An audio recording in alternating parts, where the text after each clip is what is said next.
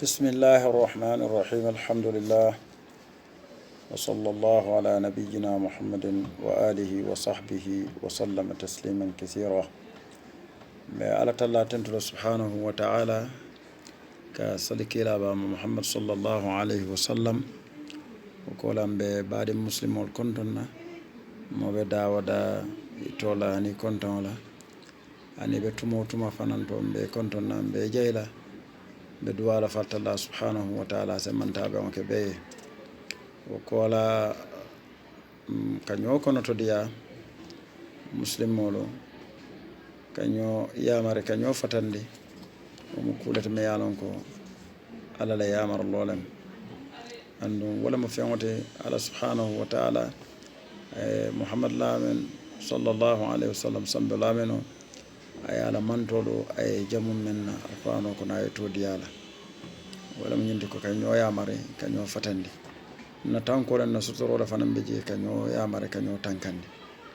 o kam malam mbaɗen muslimol fotata wato to wato me yalon ko aɓe koleyaren mbake muslime du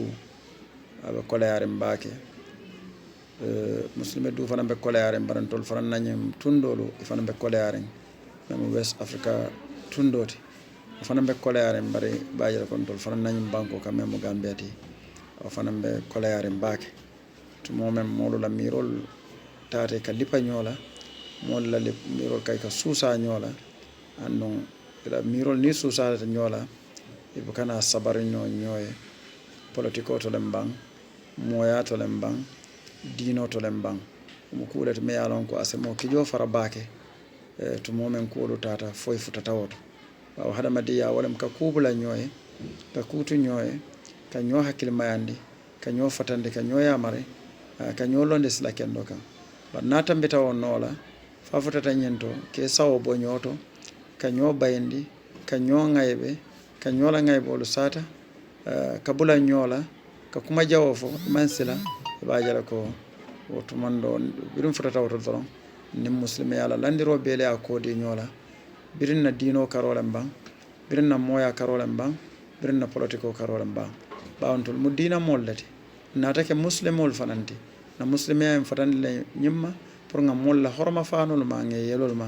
na sambula men o koyndimma kila sallallahu alaihi wasallam jannaka ban kon na nafulol kana ñola nafulo tiña kana ñola horma fano tiña wala ka kawol la ñola ka kuke ñola ka kana kawol la ñola kana jusbo ñokam kana tara ño kiskis la sarewa en fatande ñun mo beela kana kawla ñola kana faniya fo sen newol mutanga diamol kaña ñun be mo fennete sarewa yalande bare ñun be manna tamano fotata temandu me yalan ko hakkilima hakkilo se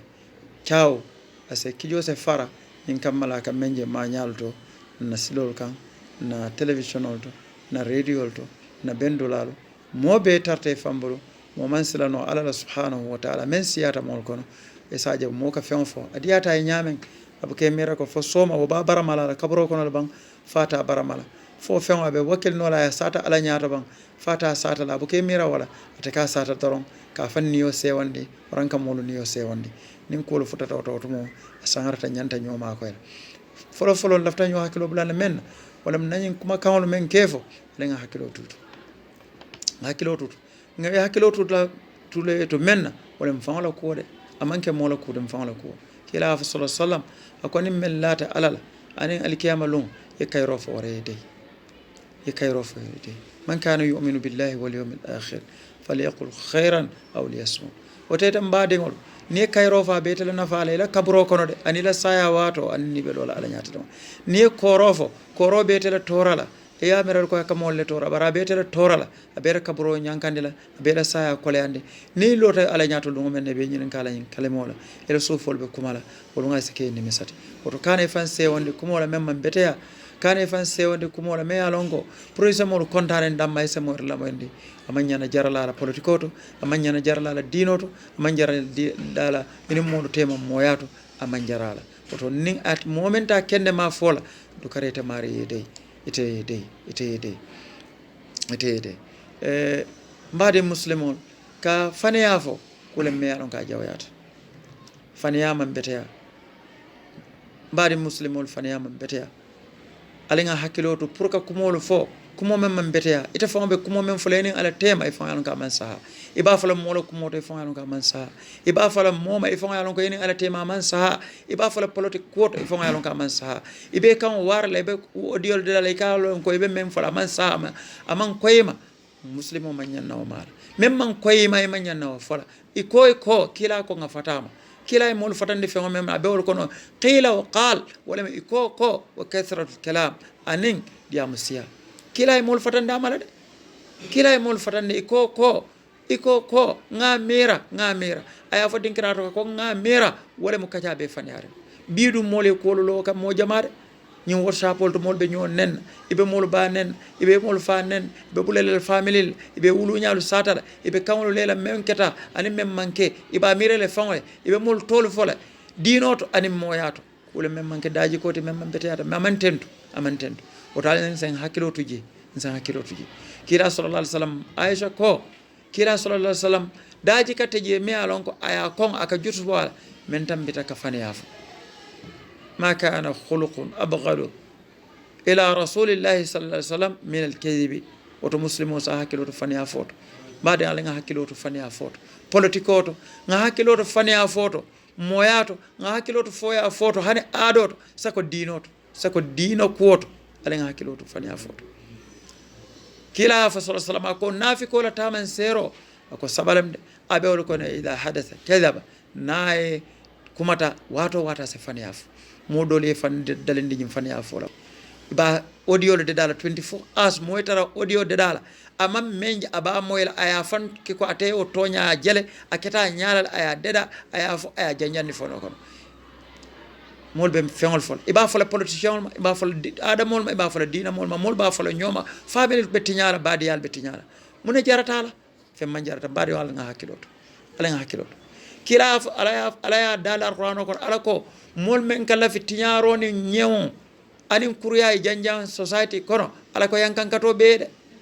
innal ladhina yuhibbuna an tashia al fahisatu fil ladhina amanu lahum adhabun alim fid dunya wal akhirah ala ko mol men kala fi ku jawni ku nyawndengol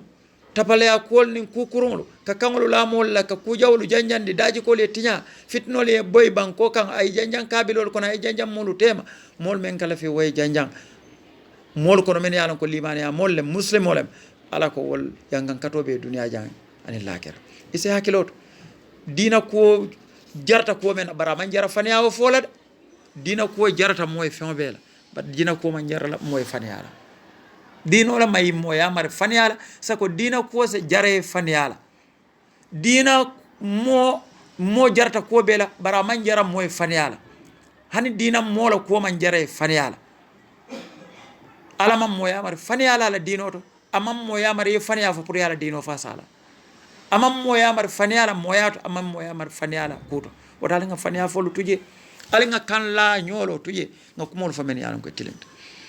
nga bo nyindo muslimo le tu nyola ngay bolu satala yetula nga nyola ngay bolu fola aketa kude me yalan ko aketa malote ntol nim molle be sir men yalan ko cristiano lem dol mu jalam batula len dol mu dina mo ko tawol lete bari muslimol dammabe nyola wato wate don ka nyola ngani ngay bo kolu noma ka nyola ngay bolu sata kawke nganya rawte kawke sanya ulen rawte kawke kubate kawke kacara rawte kela muso sewande wala waran ke ma sewande wala waran kela mulu sewande wala kila fa sallallahu alaihi wasallam akoni momo bulata mulla ngay be kolu noma e ka sata e ka janjandi ala sabulela ngay be kolu noma man tatabba awrat nas tatabba Allah awratah morsi hakiloto mbadi ngolo alay yamar men walim tilimota alinga tilin nyola koto inna allaha ya'muru bil adl wal ihsan wa ita'i dhil qurba wa yanha 'anil fahsha'i wal munkar wal baghi alay yamar men walan ka tilin nyola koto kul beto diamol ni barol kanyinya kul mum beto kuma nyimma bara nyima yamar wol badi mastono nga nyinye nyela hakolo dil ngaf ay yamar men ay fatandi men wala nga fata ku nyawonde wala anim bara nyawonde ngol anin kuma nyawonde nga fata anin ku konde ngol barol to fo kamto ani yenda